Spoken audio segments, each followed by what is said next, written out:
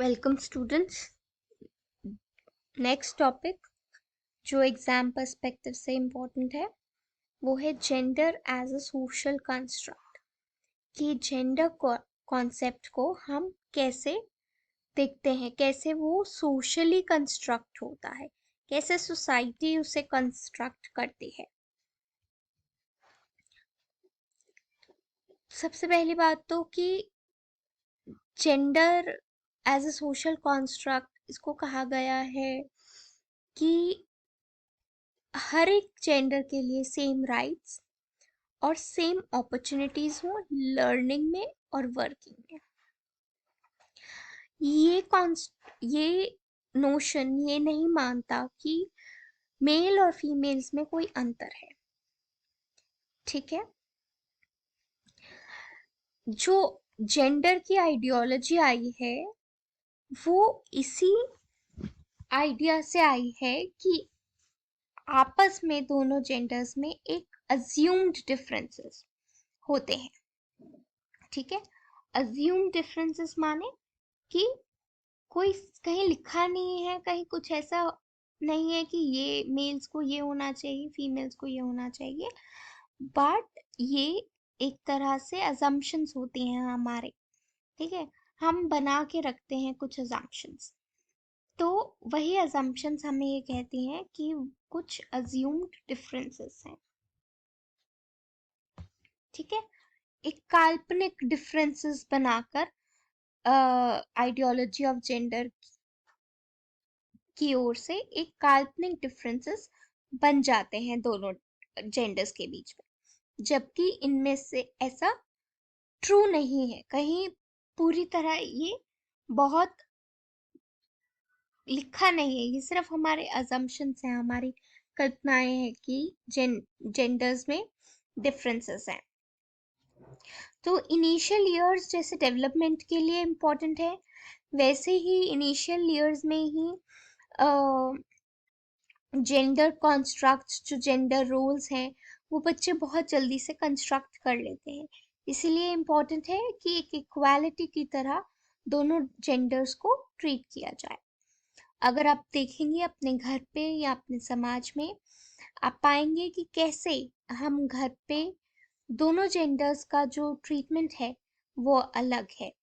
हो सकता है इक्वल भी हो, ये एक सोचने का विषय है।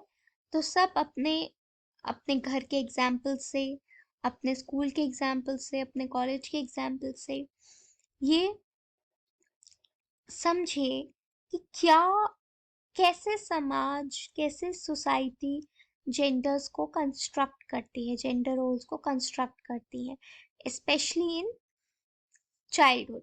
ठीक है। तो इसीलिए ये आप सोच सकते हैं कि कैसे आपके, जब आप बड़े हो रहे थे तो कैसे जेंडर्स का कॉन्सेप्ट आपके माइंड में आएगा। ठीक है। तो इसको क्या है कि हम differences in terms of biology ले सकते हैं। ठीक है।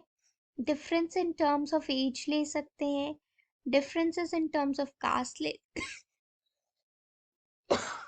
सकते हैं, difference in terms of socio economic status ले सकते हैं। जेंडर रोल्स क्या है कि हम वी शुड बिकम, हमें या तो आदमी बनना है या औरत बनना है। ठीक है। हम बनते हैं। ठीक है। जेंडर रोल्स क्या है, हम बनते हैं। हम बनते हैं मैन या वुमन अपने जेंडर रोल्स के हिसाब से।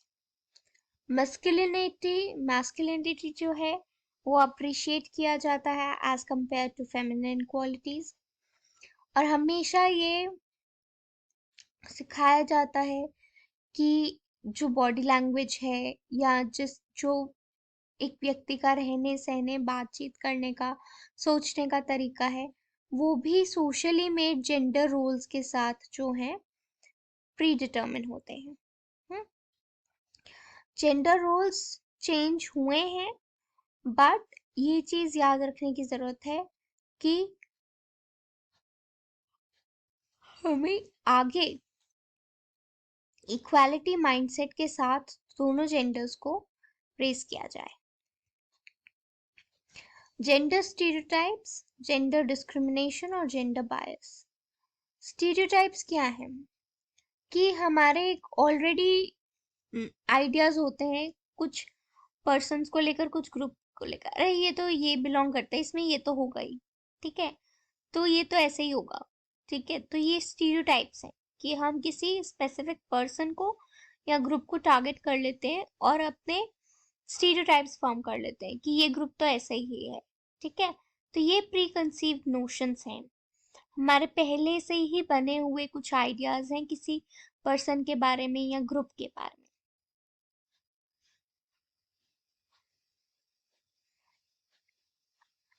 नॉर्म्स जो है, नॉर्म्स है रूल्स, गाइडलाइंस, कन्वेंशंस जो हमारे समाज में चलती आ रही हैं। नॉर्म्स जो मेंबर्स ऑफ सोसाइटी को फॉलो करने चाहिए, और अगर कोई एक्सपेक्टेड रोल नहीं प्ले करता तो उसको क्रिटिसिज्म्स फेस करनी पड़ती है। ओके, तो ऐसे ही कुछ एग्जाम्पल्स हम अपनी डेली लाइफ में भी लिंक कर पाएंगे, ठीक है। तो इसमें आप थोड़ा सोचिए कि कैसे आपको as a member of a particular gender आपको कैसे फेस करनी पड़ी क्रिटिसिज्म्स, और क्या रोल्स की एक्सपेक्टेशंस आपसे की गई।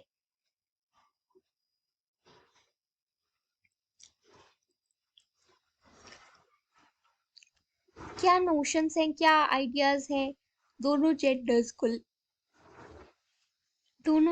को लेकर, ठीक है। जो विमेन है उनको क्या समझा जाता है और जो मेन है उनको कैसे समझा जाता है। तो जेंडर स्टीरियोटाइप्स हम हर एस्पेक्ट में देखते हैं।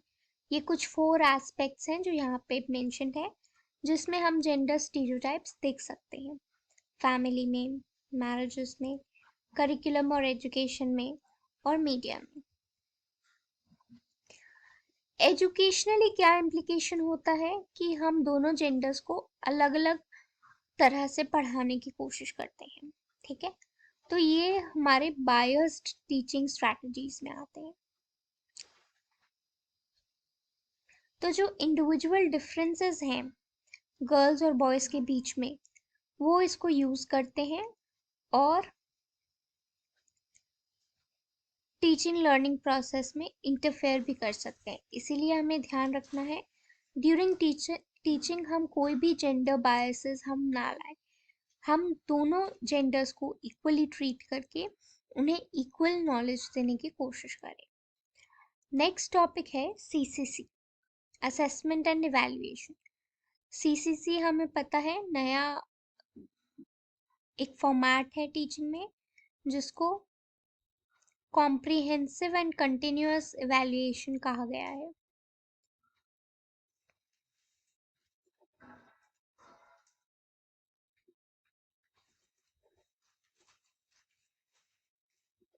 Comprehensive and continuous.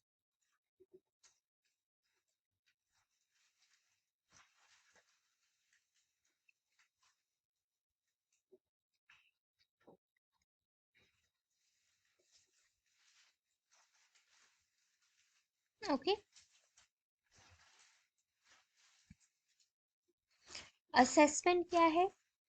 असेसमेंट एक प्रोसेस है चीज़ों को कलेक्ट करने का, रिव्यू करने का, और उस डेटा को यूज करके एक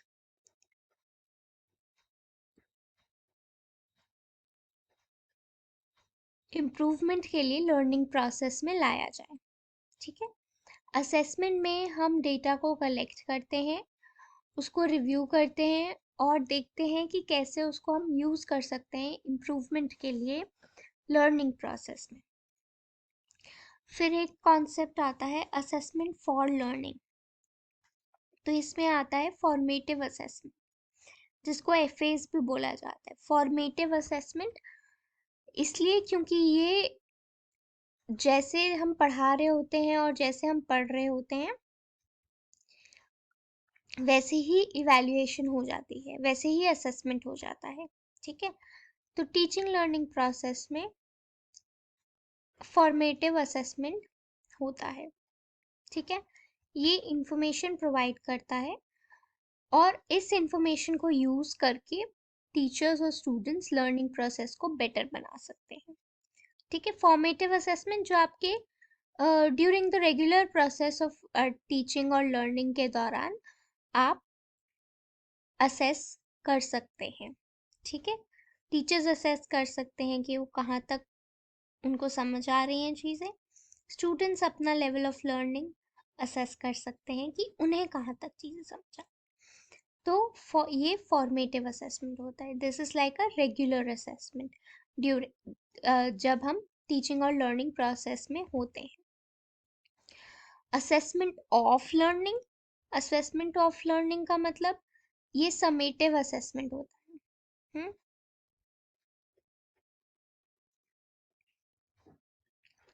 समेटिव असेसमेंट होता है जो स्टूडेंट्स की कॉम्पिटेंस जानने की कोशिश करता है जब टीचिंग लर्निंग प्रोसेस खत्म हो गया। आपने इंस्ट्रक्शंस का जो प्रोसेस है, आप जो पढ़ा रहे हैं, इंस्ट्रक्शंस दे रहे हैं, उसका प्रोसेस जब खत्म हो जाए तो वो असेसमेंट ऑफ लर्निंग में आता है, ओके। और ये समेटिव असेसमेंट का पार्ट है। लास्ट में जब हमारे ईयरली एग्जाम्स होते हैं तो हम इसको समेटिव असेसमेंट कहेंगे। समेटिव कि पूरे साल में आपने कितना कवर कर पाए, ठीक है। वो समेटिव असेसमेंट हुआ। Final assessment, then assessment as learning. इसमें स्टूडेंट्स अपने बारे में लर्न कर पाते हैं और ये जान पाते हैं कि वो कैसे लर्न कर रहे हैं। तो अपनी लर्निंग को ही रिफ्लेक्ट करना, अपनी लर्निंग के बारे में ही सोचना, उसको असेसमेंट एज लर्निंग कहा गया है, जहाँ पे लर्नर्स अपनी लर्निंग के बारे में सोचते हैं, ठीक है, अपने लर्निंग के बारे में अवेयर होते हैं। फिर हमारा आता है कि एक स्टैंडर्डाइज टेस्ट की क्या क्वालिटीज होती हैं। 3 इंपॉर्टेंट क्वालिटीज हैं, एक वैलिडिटी, एक रिलायबिलिटी, एक इवैल्यूएशन, ठीक है। इसमें क्या है कि वैलिडिटी क्या है कि जो आप मेजर करना चाह रहे हैं वो टेस्ट मेजर कर रहा है। मान लीजिए एक रिसर्चर है जो आईक्यू टेस्ट बना रहा है, ठीक है, और अगर उसके आइटम्स ऐसे हैं कि वो एक्चुअली आईक्यू मेजर कर रहा है तो हम कहेंगे वो वैलिड टेस्ट है। रिलायबिलिटी टेस्ट ये होगा कि आप जब भी वो टेस्ट लें आपका रिजल्ट सेम आए, तभी वो रिलायबिलिटी टेस्ट माना जाता है, ठीक है। इवैल्यूएशन क्या है? Evaluation act of passing judgement on the basis of set of standards, ठीक है। एक जजमेंट आप पास कर देते हैं एक स्टैंडर्ड्स के अकॉर्डिंग, तो ये एक डिसीजन मेकिंग प्रोसेस है इवैल्यूएशन, कि आपने कितना सीख पाया, आप तो आपको नंबर दे रहे हैं, आपको जज कर रहे हैं और किन्हीं नंबर्स को अच्छा मान रहे हैं, किसी को अच्छा नहीं मान रहे। तो स्टैंडर्ड्स बने हैं, उसके बेसिस पे आप जज कर रहे हैं। तो ये एक डिसीजन मेकिंग प्रोसेस है। इवैल्यूएशन में मेजरमेंट, असेसमेंट और इवैल्यूएशन सभी इंक्लूड होते हैं। स्टैंडर्डाइज्ड टेस्ट्स क्या होते हैं? स्टैंडर्डाइज्ड, सॉरी वो स्लाइड पहले होनी चाहिए थी।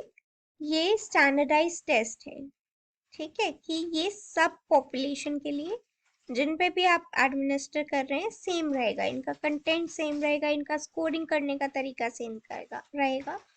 तो वैलिडिटी, रिलायबिलिटी और इवैल्यूएशन होनी चाहिए इन स्टैंडर्डाइज्ड टेस्ट्स की।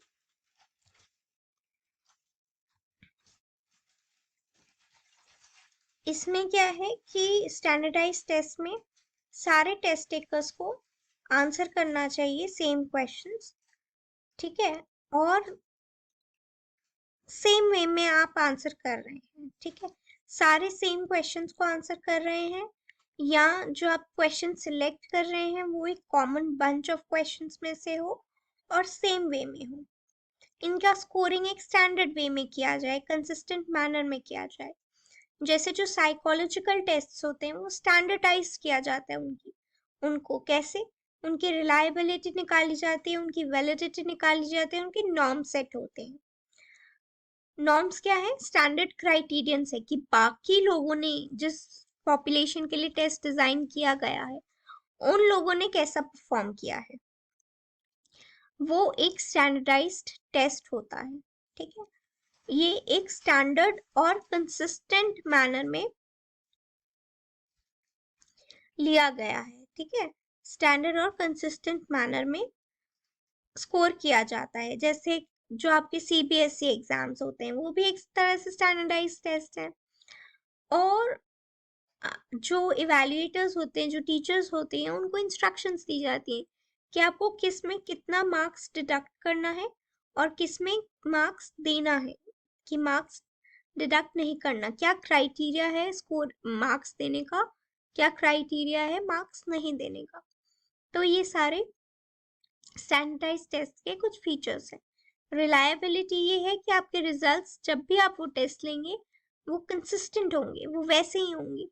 मान लीजिए एक वेइंग मशीन है, वो आज आपका वेट 35 दिखा रही है, आपने एक हफ्ते बाद लिया वो आपका वेट 45 दिखा रही है, तो वो रिलायबल नहीं है, सेम नहीं है। रिलायबिलिटी मीन्स कि आप डिपेंड करें उस टेस्ट पे कि हाँ ठीक से वो मेजरमेंट दे रही है, डिपेंड करें और सेम रहे, आप जब भी वो टेस्ट लें ऑलमोस्ट सेम आए।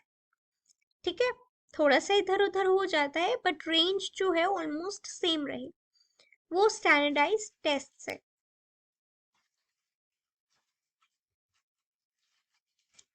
नॉर्म रेफरेंस टेस्ट और criterion reference test. Norm reference test क्या है? नॉर्म रेफरेंस टेस्ट होते हैं परसेंटेज रैंकिंग टेस्ट। और उसको कंपेयर किया जाता है एवरेज पॉपुलेशन से कि बाकी लोगों ने कैसा परफॉर्म किया है, उसके हिसाब से एक percentage, according to percentage ranking होती है। Okay, criterion referenced test. Criterion reference test क्या होंगे? सॉरी ये स्पेलिंग गलत है। क्राइटेरियन रेफरेंस टेस्ट, टेस्ट जो किसी एस्टैब्लिश्ड यूनिट ऑफ मेजर से रिलेट करें। ठीक है, हमें पता है कि 12th के एग्जाम्स कैसे सेट होते हैं, एक क्राइटेरिया के अकॉर्डिंग सेट होते हैं। ठीक है, तो किसी क्राइटेरिया के हिसाब से आप उसको सेट कीजिए। ओके, डिफरेंस क्या है असेसमेंट और इवैल्यूएशन के बीच में? असेसमेंट का 40% वेटेज रहता है और इवैल्यूएशन का 60% वेटेज रहता है। असेसमेंट जो है वो परफॉर्मेंस पे फीडबैक देता है, आप जैसे परफॉर्म कर रहे हैं, और ये बताता है कि आपको किन किन जगहों पे इम्प्रूव करने की ज़रूरत है। कहीं पे ये बताता है कि अच्छा इन जगहों पे आपने अच्छा किया, इन जगहों पे आपको और मेहनत करने की ज़रूरत है। ठीक है, इवैल्यूएशन होता है कि आप ये जान रहे हैं कि किस हद तक जो ऑब्जेक्टिव्स हमने सेट किए थे वो अचीव हो गए। सॉरी, इवैल्यूएशन का 60% होता है। असेसमेंट जो है वो डायग्नोस्टिक इन नेचर है, आप जान पाते हैं कि कहाँ पे दिक्कत है, कहाँ पे इम्प्रूवमेंट की ज़रूरत है। इवैल्यूएशन जजमेंटल होते हैं कि आपको मार्क्स देकर एक जज कर रहे हैं कि आप कहाँ पे खड़े हो। ठीक है, आपका परफॉर्मेंस जज कर रहे हैं। असेसमेंट जो है वो प्रोसेस ओरिएंटेड होते हैं और फॉर्मेटिव होते हैं। इवैल्यूएशन जो है वो प्रोडक्ट ओरिएंटेड, आपका प्रोडक्ट फाइनल रिजल्ट क्या है वो मेजर करते हैं, दैट वो इवैल्यूएशन में आता है। आपकी ईयरली एग्जाम्स वगैरह सब इवैल्यूएशन का पार्ट। समेटिव मतलब आपका ईयरली इवैल्यूएशन जो स्कूल्स में होता है। ठीक है, जबकि असेसमेंट जो है प्रोसेस पे फोकस करते हैं कि कहाँ पे अच्छा और कर सकते हैं, कहाँ पे अच्छा किया है, तो ये प्रोसेस पे ज़्यादा फोकस करते हैं। और ये इवैल्यूएशन आउटकम पे। फॉर्मेटिव असेसमेंट जो स्कूल में आपके लर्निंग और टीचिंग प्रोसेस के साथ होते हैं एग्जाम्स, वो फॉर्मेटिव होते हैं। स्कूल बेस्ड असेसमेंट हम सभी को पता है कि असेसमेंट जिसमें टीचिंग और लर्निंग प्रोसेस ऑर्डिनरी क्लासरूम में हम मेजर कर पाए, ठीक है, हम असेस कर पाए, तो ये स्टूडेंट के अपने टीचर ही कंडक्ट करते हैं। स्टूडेंट्स एक्टिवली इन्वॉल्व होंगे इस प्रोसेस में कि अगर सेल्फ और पीयर असेसमेंट यूज हो टीचर असेसमेंट के साथ। तो सारे एस्पेक्ट्स ऑफ इवैल्यूएशन जो है जनरली स्कूल डिसाइड करता है, ठीक है, टीचर्स डिसाइड करते हैं, लर्नर्स डिसाइड करते हैं या पार्टिसिपेंट्स डिसाइड करते हैं, जो भी स्कूल का पार्ट है वो सब ये चीजें डिसाइड करते हैं।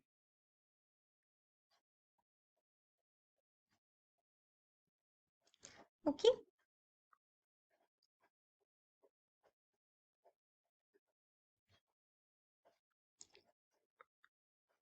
फिर आता है continuous and comprehensive education, sorry, continuous and comprehensive evaluation.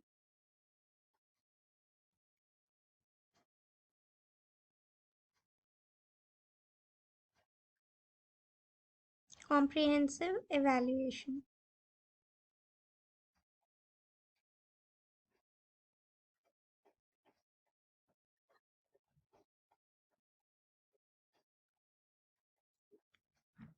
Continuous evaluation की रेगुलर बेसिस पे असेसमेंट हो रहा है। कॉम्प्रिहेंसिव इवैल्यूएशन मतलब एक होलिस्टिक, सब चीज़ों को इंक्लूड करके इवैल्यूएशन है। स्कोलास्टिक भी यानी कि आपकी पढ़ाई से रिलेटेड, को स्कोलास्टिक भी आपकी डिफरेंट एक्टिविटीज से रिलेटेड, जैसे स्पोर्ट्स हो गया या एक्स्ट्रा करिकुलर्स हो गया, उन सब से रिलेटेड एक कॉम्प्रिहेंसिव इवैल्यूएशन आप करते हैं, ठीक है। कंटिन्यूअस इवैल्यूएशन आप हमेशा इवैल्यूएशन करते रह रहे हैं, और कॉम्प्रिहेंसिव इवैल्यूएशन होता है आपका स्कोलास्टिक और को स्कोलास्टिक पे, कि आपका एजुकेशन आपकी पढ़ाई से रिलेटेड और अदर एक्टिविटीज से रिलेटेड इज को स्कोलास्टिक, ठीक है। Okay, that is it for this lesson. Next lesson में मिलते हैं। Thank you.